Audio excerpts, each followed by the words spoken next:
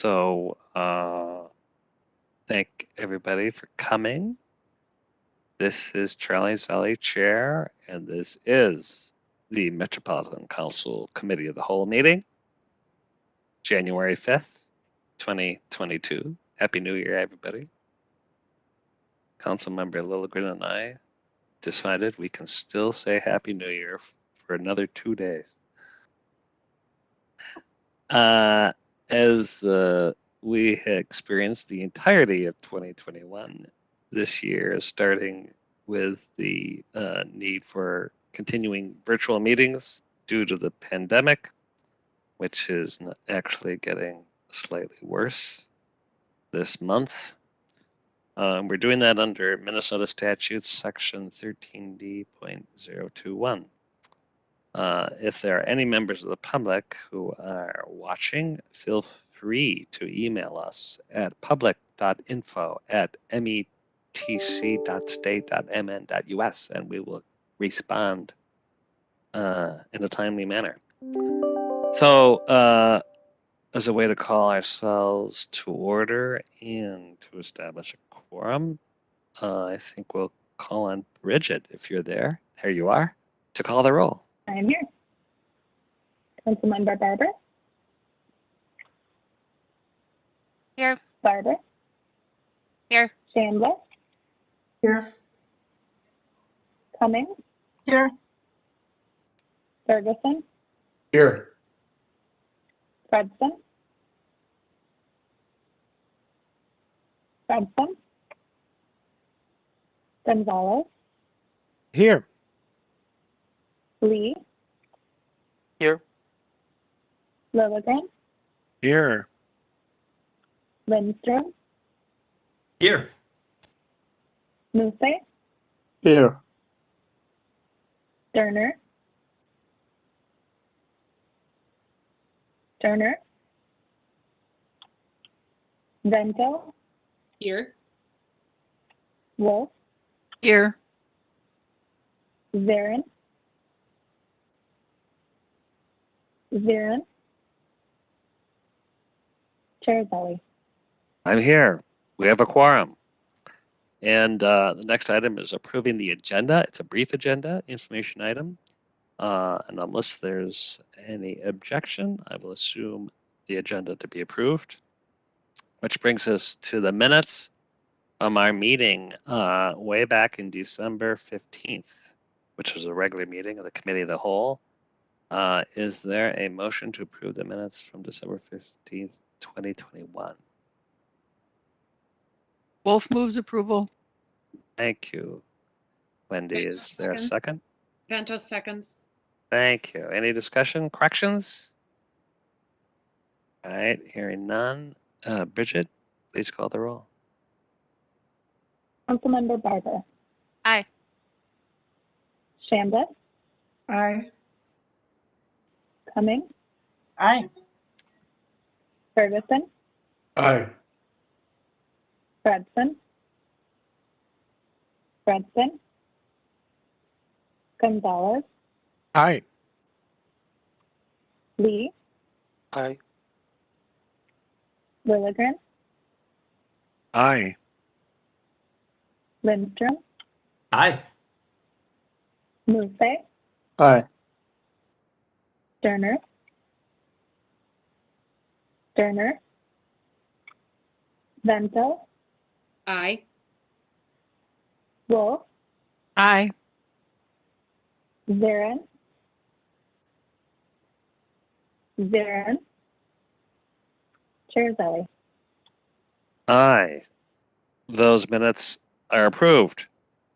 So we're on to the main course, which is an information item on our zero emission bus transition plan. And, you know, this is a subject, I think, which interests all of us at the council, given the conversations we've had at various times with procurement. But it is something, I really give a hats off to the Metro Transit team. We're going to hear about it, but this is really the tip of an iceberg of a lot of work. And I really applaud both the thoughtfulness, but also the engagement with many stakeholders who really care about this. we're going to have a chance for questions and conversation. As everyone maybe remembers, this is a plan that we actually wanted ourselves to do, but what it was requested, or I should say mandated by the legislature. So this will need to be submitted by February 15th, and we'll have an opportunity to formally approve it at a subsequent council meeting. But today is our opportunity to really kind of hear about it and dive deeper into it and ask questions. And no better person to lead us through that presentation is Carrie Desmond, who's become quite famous in the world of electrification and fleets. So Carrie, take it away. Thank you for that introduction, Chair Zelli, and can't say I ever expected to be described as famous for something like this, but perhaps it's a good way to put it. I'll just mention as well, in addition to me walking everyone through the presentation today, we also do have a number of different people on the line from Metro Transit to help with questions, as this really does touch every aspect of the bus side of our organization, and it's been a true collaboration crossing all department lines. So just want to recognize others on the line that have been key to this effort as well. So with that, let's go to the next slide.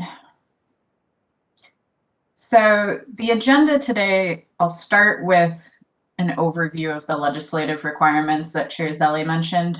The remainder of the agenda really follows that outline that the legislature set for us and how the plan addresses each of those elements, as well as an update on the community engagement work the team's done thus far. Next slide. So as a refresher or a reminder, we are required to submit this plan to the legislature. They asked for it by February 15th of this year, as well as a revision to the legislature at least every 5 years.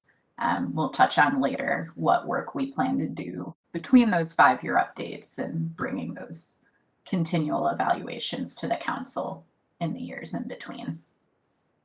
But they're really looking for, what are our policies going to be, our guidance, how are we going to measure our progress, what are the challenges we're facing, what are ways we might be able to mitigate, and what are our planned next steps. Next slide.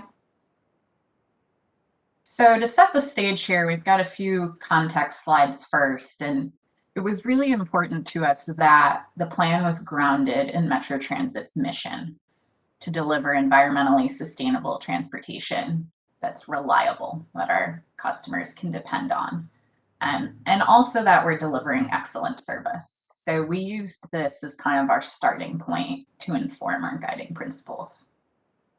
Next slide. We also think it's important to recognize, what impact can zero emission buses have on climate change in the state of Minnesota, and what's transit's role overall when it comes to climate change. So the top kind of teal colored bar on this graphic from the Minnesota Pollution Control Agency shows all of transportation emissions in the state of Minnesota. It's about a quarter of emissions overall.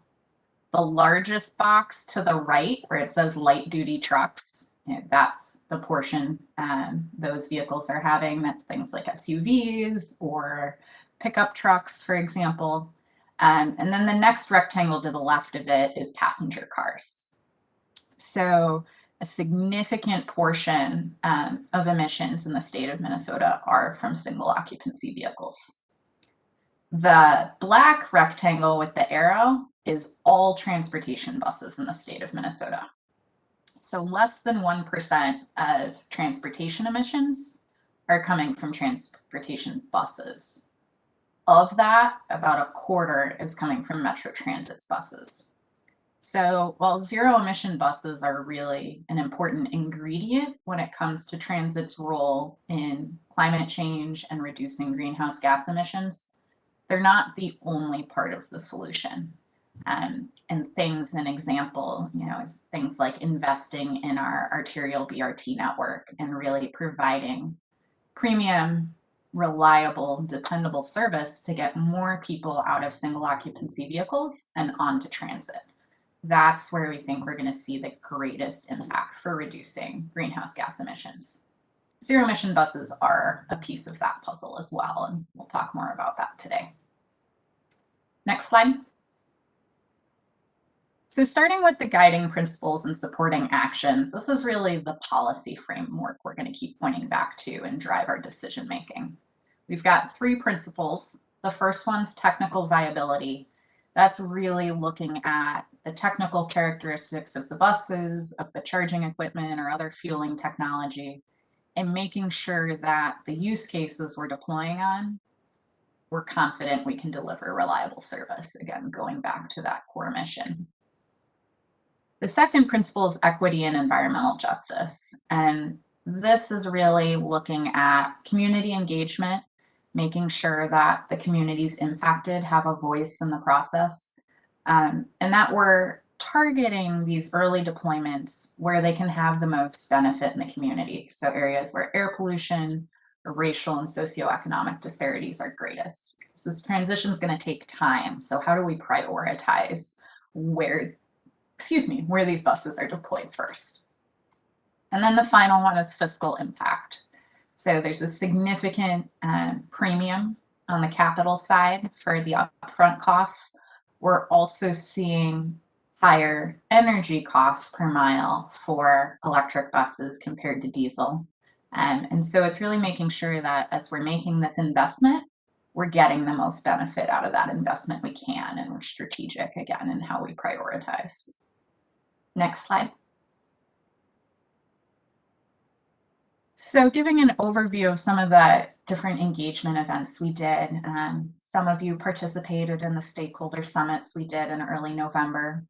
We also were the keynote presentation at Drive Electric Minnesota's December meeting, which is a coalition of interested parties in electrification in the state, as well as a number of neighborhood organization meetings, presenting at their monthly meetings for communities that are likely to see these vehicles in the near term. We reached out, and those that were interested and had space on their agenda, we scheduled time with. We also did an extensive process internally. So we went to every garage, met with bus operators, with maintenance technicians, as well as all the managers within the organization. So again, this is really going to touch everyone across the organization on the bus side, so getting their input as well. Next slide. So one of the pieces we did at all of those engagement events, as well as online, we asked respondents to help us prioritize with a number of factors. And we had over 300 people take the survey. And additionally, we had over 500 people in those different engagement events we talked about. 89% of people that responded said that our transition to zero emission buses is important or very important to them personally.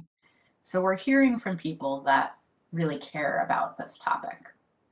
And some of the themes we heard that we'll see more as we go through on how do we prioritize, again, related to air quality concerns, ridership, making sure that service is reliable. We heard that one repeatedly.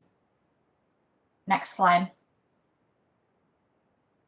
So from that survey, we took 7 different characteristics from the Met Council's equity considerations data set that applied to the transition to zero emission buses. And we asked everyone to rank them of which ones they thought were most important in our transition. And you can see on the screen the results. So risk to cancer from air pollution, as well as population density, and then the percentage of a census tract that's BIPOC population were the ones that came to the top. And we'll come back to this in a little bit and demonstrate how we used what we heard from the community to develop our methodology for this guiding principle.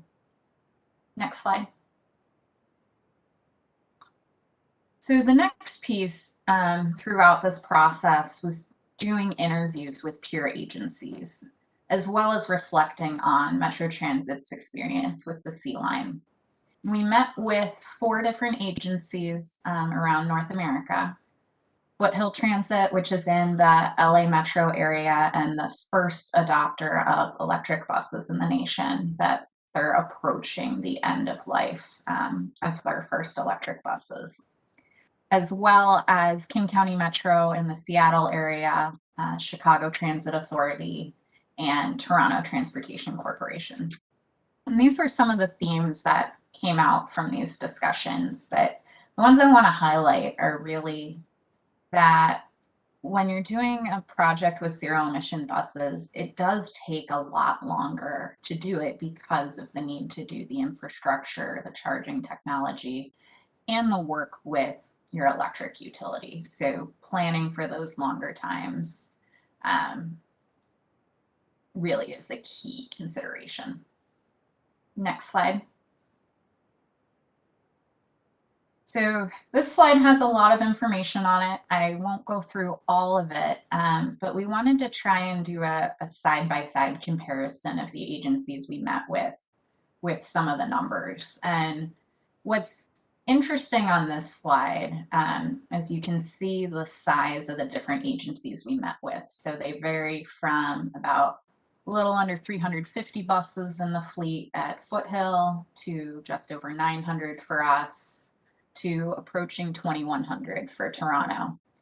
And that's relevant when you start to look at how many buses are they programmed in their capital plans to purchase, and what percentage of their fleet is that as you go further down in the chart. You know, agencies have some different technologies. BEB is battery electric, FCEB is fuel cell, and then King County also has a number of trolley buses that have been around for about 8 years. But the conclusion here for us is, you know, what we have programmed in our CIP for 2022 to 2027, and potentially even a bit more than that, as we're going to show throughout the remainder of the presentation here, is really comparable to a lot of our peers that are similar size or similar conditions for their service. So, you know, it's not so much the number of buses being ordered as what portion of the fleet is that. Next slide. So we're going to transition here and talk about the methodology for the study. We had a kind of 4-step process to evaluate our service, our fleet, and our facilities based on the guiding principles we talked about and some of these key considerations. So we started by working with Excel to analyze our facilities. We looked at a number of transit centers as well as all of our garages to say, how long would it take to get power at scale to these facilities? Is it readily available? What's the impact to the grid? What's the impact to the capacity of the garage? Because we're going to lose parking spaces for buses in order to have space for chargers. And that allowed us to prioritize which facilities to work on first. From there, we looked at our service and said which runs that a bus does in a day, or which blocks, are the right length that they're a good fit for the battery capacity on the vehicle. And that kind of gave us the universe of technically viable options. Then from there, we were able to prioritize based on equity and financial impact. Next slide.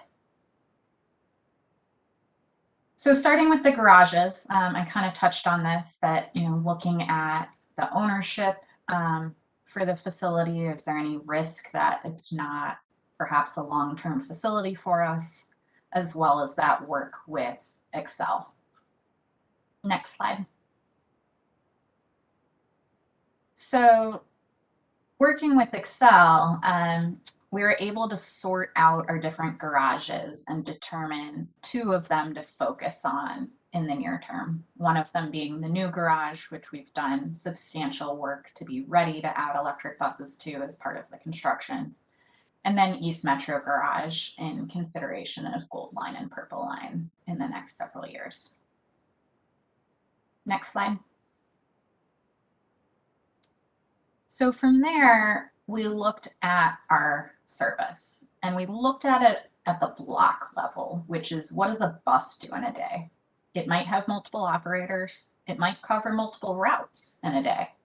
But what does that vehicle do to make sure that the block is suitable for zero emission buses? So you can see in the map on the right some examples. Each color is a different block. You can tell they're covering multiple routes. Next slide. So we had some pretty promising results from this. We're planning for the worst case time of year for us, which is the winter when it's colder. Also making sure we're reserving some of the battery capacity to make sure that we can get the longest life out of that battery possible, as well as have a little reserve for when things unforeseen happen out on the street. And we used our August schedules as an example from 2021 to demonstrate how the methodology could be applied to future service schedules. And what we found was about half of the blocks are technically viable. And those represent about a third of our service hours in miles. So there are a fair amount of candidates within our service for electric buses with the way the technology exists today and charging just at the garage. Next slide. So from there, we took the technically viable candidates and we laid them out on a map of the region.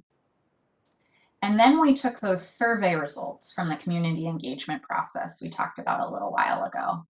And we're able to develop an equity score for each census tract in the 7-county region based on how the community told us they think we should prioritize deployment. And so you can see the pink regions on the map are where we had the highest equity score, an environmental justice score. And that then allows us to prioritize blocks that should go first, that kind of have the most miles in those areas. We're also showing on this map, just for reference in black, the LRT lines, since the light rail does run on fully electric propulsion, as well as the C line and gold and purple line. Next slide. So that helped us define, how do we prioritize? What are the best candidates to deploy electric buses on, including as early as the ones we're planning to purchase this year and will arrive next year. So from there, we started looking at what are the challenges to doing all of this? What are the factors outside of our control that we need to be aware of? And there's a number of them, but on the screen you see a selection. While we have a great partner in Excel, who's been really wonderful to work with and excited to look at these longer range opportunities to add more electric buses to the fleet, our analysis is a snapshot in time. The power is available today. What we can't predict is what other customers may come up and ask for that same power before we do. So just because it's available today doesn't mean it may still be available when we need it. An example of that, maybe UPS or an Amazon's looking to electrify some of their fleet, and now they need power to charge, or a new data center gets built. So that's a risk. We also know that large construction projects, like building a large network of chargers at our garages, can really adversely impact operations. And so we need to be careful in how we phase this work and schedule it all out so that we're not doing too many facilities at a time and then impacting reliability for service overall. So for that reason, we're recommending we don't work at more than 2 garages at a time. We figured out that that's about the amount of flexibility we have to shift buses around in the system with the new garage opening. We also aren't the only ones looking to do this right now. So we don't know what the manufacturers and the supply chain capacity is going to be to meet increasing demand as they all work to scale up their operations. And there's also a lot of unknowns of, you know, what level of service we're going to be providing in the future and how many buses we're going to need based on the impacts of COVID, changes in commuter habits, the operator shortage. And so there's a lot of unknowns about, you know, what our future needs are going to be. And then finally, just the speed of innovation with this emerging technology. Things are advancing so fast. You know, we have the risk of technology becoming obsolete for some of the early equipment and adoption. Next slide. So we do have a number of strategies to work through this. I mentioned the one about not working at more than 2 garages at a time. We're also in regular coordination with Excel to make sure we're in sync on our timelines and schedules. And then looking at taking some smaller steps first and getting experience with multiple vendors and manufacturers. Because while we've been purchasing buses for a long time, we're new to purchasing chargers and we don't have experience with a diverse pool of vendors. So getting that experience, understanding what the different offerings are and how those might meet our needs to inform doing larger purchases. Next slide. There's also a number of trends and advancements in the industry we're going to continue to monitor. It's, you know, the sizes of batteries increasing, the rate at which they can charge, other technologies like hydrogen fuel cell to help us as we move forward with larger scale purchases and continually reviewing the advancements and how those might impact us. Next slide. So we're getting close to the end of the presentation here. This is the part that really sums it all up of how do we take everything we've learned and translate that into the request for milestones and performance measures that was included in the legislation. So what we're recommending is we set milestones in 5-year increments, and those would align with the required updates of the plan to the legislature. So the short term would be 2022 through 2027. The first update's due in 2027. The medium term would look at the following 5 years, 2028 to 2032, and then longer term is 2033 and beyond. And we would use a series of performance measures to consistently analyze our progress against the milestones and inform our next steps. We'll go over an example of that in a minute. Setting targets for the short term. So those are more quantifiable metrics or goals. And then beginning with the first plan update in 2027, once we have some more diverse experience, also projecting out milestones for the medium term as well. Next slide. So starting with performance measures, a number of these are things we track already and also consistent with our peers of how they're tracking performance. But looking at things like how much are we using the fleet? How many miles are they being driven? What percentage of the time are the buses and the fueling infrastructure ready for service? How reliable is it? How often do we need to fix things? What is the cost per mile? So the energy cost we're paying for the fuel. And then what's the environmental impact we're having? In the next slide, I'll show an example of this. So this chart is from AC Transit, which is in the Bay Area in California. And they're currently doing a pilot program where they have 5 different propulsion types and 5 vehicles each. They're about a year in, so this is their second update on performance, showing from January to June of 2021. That was published last month. And if you look at the gray column for diesel, the purple column for battery electric as the most representative of what we're talking about here, you can see a dramatic difference in how many miles those vehicles are going. Partially due to the range, but also due to the availability. They're seeing 96% availability for diesel buses, but only 47% for the electrics. And so by tracking this, and as we do additional procurements, we can see side by side, is the technology meeting our needs to provide reliable service and build the confidence as we take larger steps. Next slide. So the last piece here is, how does this translate into milestones? So we're recommending that the milestone be between 2022 and 2027, at least 20% of Metro Transit's 40-foot bus replacement purchases will be electric. In addition, there's also a few for the Gold Line and Purple Lines projected to be electric as well.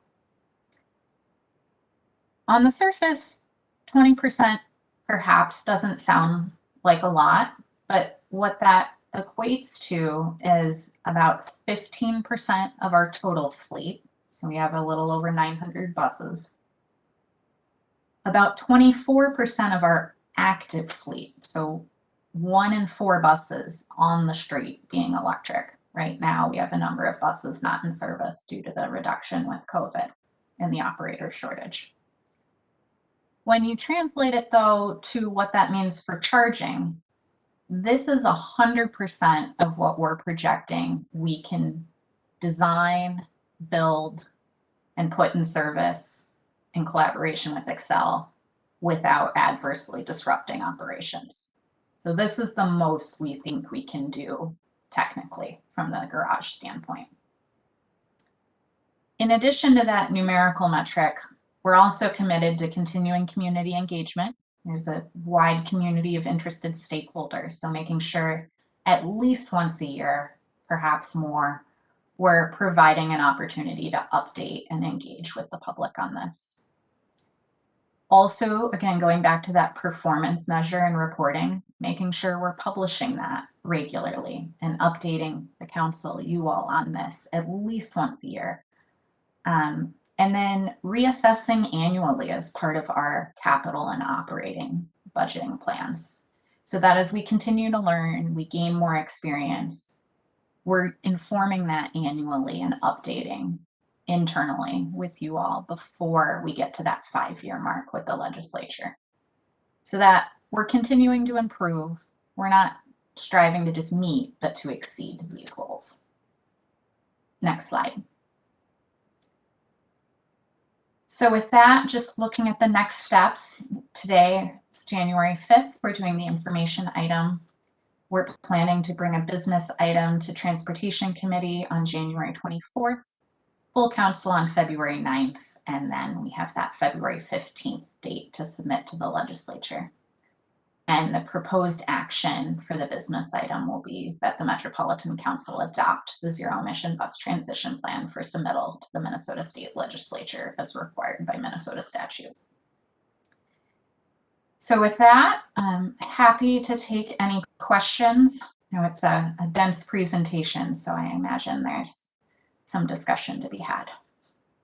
Thank you, Carrie. That is a lot of information. And I know that what has impressed me is unless you're really informed, this isn't about just getting electric buses. This is an entire kind of shift in thinking about how do we maintain a fleet, how do we work within what is both prudent financially, but more operationally viable. And this is really thought through. So we're going to have a chance for some questions and conversation. Councilmember Bento, you have your hand up. So You start. Yes, thank you, Mr. Chair. Carrie, this is really exciting, and thank you for this presentation. I read through it, and then I started thinking about it, and one of the questions I have, and again, this is the old school teacher, but I'm wondering how we engage proactively with our current employment employees, operators, folks with maintenance, how we make sure that they're, quote, on board, sorry, and that we keep them fully involved, but also fully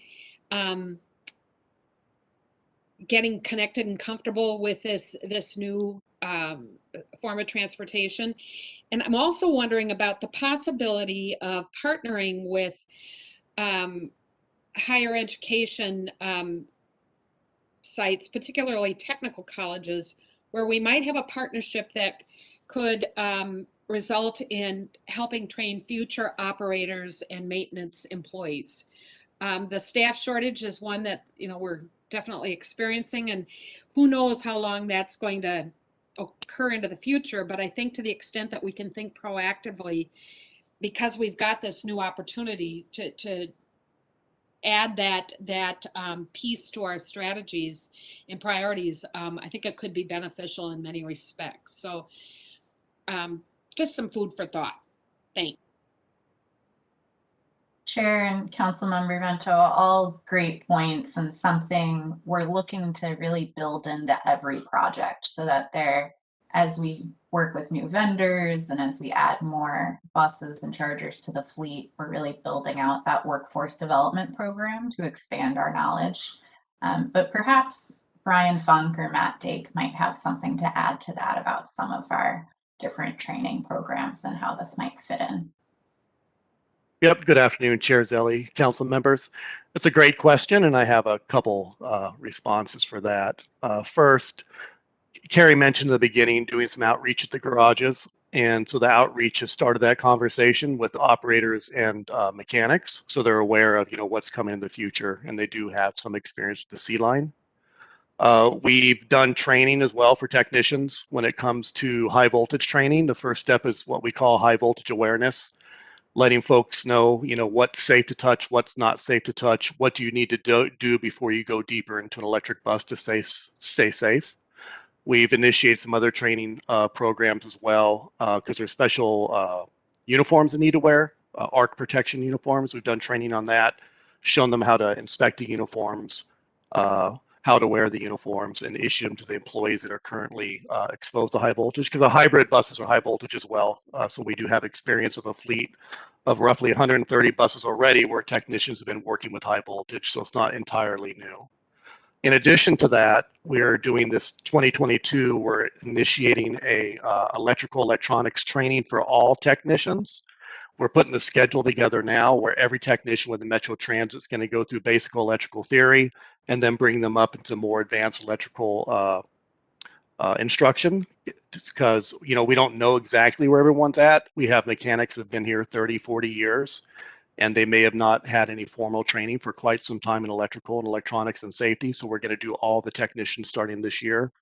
And then from outside applicants, from the mechanic perspective, we have a mechanic pathways program we're currently working on, which is going to bring folks from outside the organization into the organization and help them become technicians within Metro Transit.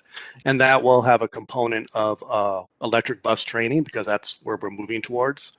So not only will they learn the diesel aspect and the bus aspect of maintenance, but also electrical buses as well. So that'll be something coming at the end of 2022.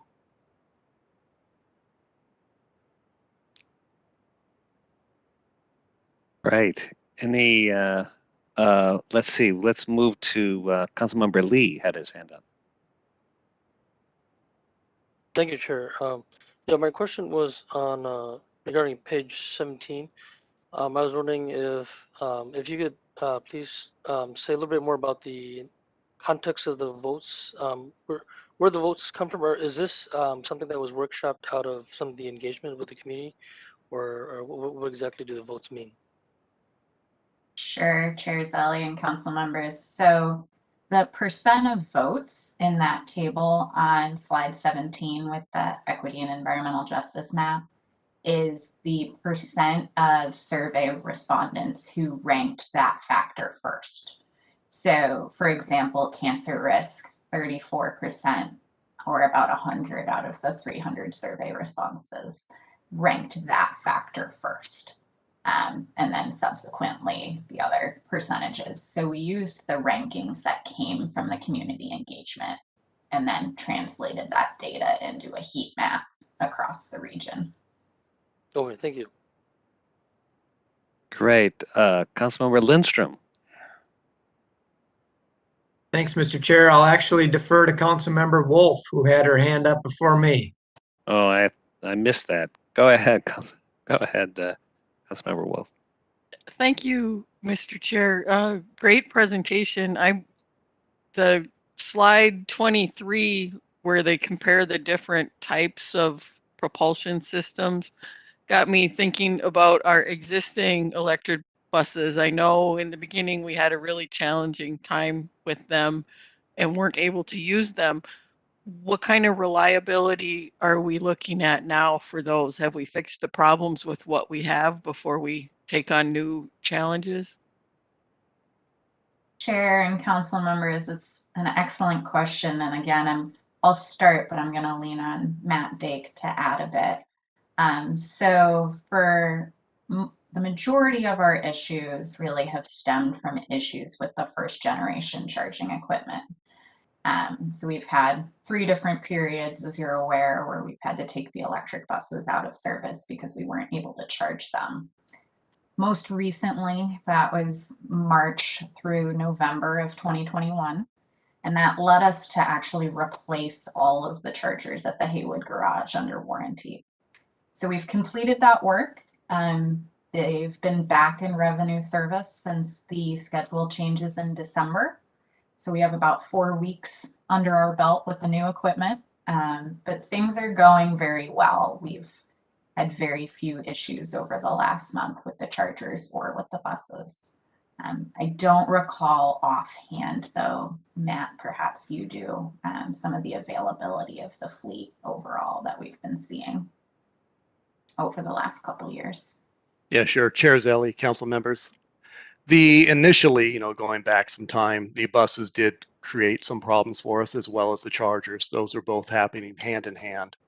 As we worked forward, the buses became reasonably reliable. And I say reasonably because when you have a problem with an electric bus, if you have a failure, let's say, parts availability is not as readily available as what a diesel bus would be just by the nature of how many are, in operation. And then you have the training aspect. It takes us a little longer to repair a electric bus, as well as the manufacturers gaining experience as well. So availability is impacted by that. That'll get better as time goes, as folks get more familiar with the equipment. That availability number will come up. But as we are marching forward now to today, as Carrie mentioned, and we've been operating in this pretty cold weather, the buses have been doing well. We have some traction problems early on where the buses wouldn't do well in the snow. We went to a test track up in northern Minnesota where they have a big frozen test track, and we did some programming changes last year, and that got worked out. It's made a tremendous difference. All that to say is they are getting better, and I think they'll continue to get better as we move into the future. Can I ask a follow-up, Mr. Chair? Sure, go ahead. I know on car batteries, it's hard on them to just sit and not run for a while. Has that decreased the life of the batteries on our new buses that we got, that they weren't being able to be used? Yeah, Chair Zelli, council members, it's a great question. These buses, they've been housed inside, so they haven't been in the weather. We keep them on the chargers when the chargers are working, right, to a certain percentage of SOC state of charge. So I don't think there's been any degradation. To add to that, we've got an additional warranty on that aspect of the bus. That was part of I think Carrie touched on it a little bit maybe, but we got some warranty extensions on both the chargers and the buses just for that very reason that we haven't been able to use them. They haven't been available. So those warranties have been extended. So we've gotten some protection there. question. Peter. Thanks, Mr. Chair. If memory serves correctly, we got a FTA grant this past summer for 8 electric buses. The FTA zero emission, low emission grant. And we're partnering with Proterra on that. What's the status of that? I know we've got a plan for our 5-year capital improvement plan. But can we expect to see those 8 buses in the next year or so? Chair and council members, yes, your memory is correct there. You'll be seeing a business item in the new year for entering into the contract with Proterra for those buses, as well as a charging system from Proterra. And we're working to align that as best we can with the schedule for opening the new garage. So the plan is those will operate out of the new garage and hopefully arrive early next year. See anybody else? Councilmember Barber. You can call me Deb. There you go. Thank you, Mr. Chair. I just want to really thank Carrie and the team at Metro Transit for all of this work. This was a lot to get done in a short period of time and to do it in a really well thought out manner. And I like the approach of looking at it from the technical feasibility and the impact on equity, environmental justice, and the fiscal impact. To me, we now have a really solid story that we can go back to the legislature with what our plan is, and leveraging on the experiences of other agencies and all of that background. So just really want to commend her and all of the people who have contributed to this. It's very informative and helpful. Absolutely. You know, the other thing that we need to be kind of mindful is that we're not showing like the 2040 goal, the 2050 goals. And there's a reason for that. We're really being prudent. Like, we're going to learn as we go, and we're going to do this in increments to ensure that we're ahead of the game. And I think that having these other transit agencies and learning from their experience and our own, that we're actually going to be leading, I think, it's not too bold to say that we'll be really leading the nation in electrification of our fleet. So even though we might be disappointing some, I think the more people dig into our plan and see the substance behind it, we've gotten a lot of great feedback and buy-in. So I think, as though, even though this is pretty kind of a lot of information, I think that it's really been helpful to bring people along. We're going to continue to have this engagement with not just advocates, but the public as a whole. So I think that, you know, as we go forward, we all as council members will be ambassadors to that. We really are putting our shoulders into this effort, but knowing that, looking at it from a distance, it seems like, well, geez, only 20%. Well, what's that? And so I think it's important for us to kind of understand that, you know, there will probably be a variety of different reactions, but I think as we start kind of digging into it, it's definitely a commitment in the right direction. And we certainly will be hearing at the legislature, you know, from various folks, like, why are we even doing it, to we're not doing it fast enough. So I expect, I'm just giving you my thought, that we're going to hear a wide range of reactions. That's where I really think Carrie and the whole team is, you know, this is pretty bold, and but it's one we can deliver. So that's the most important. Any other questions, thoughts?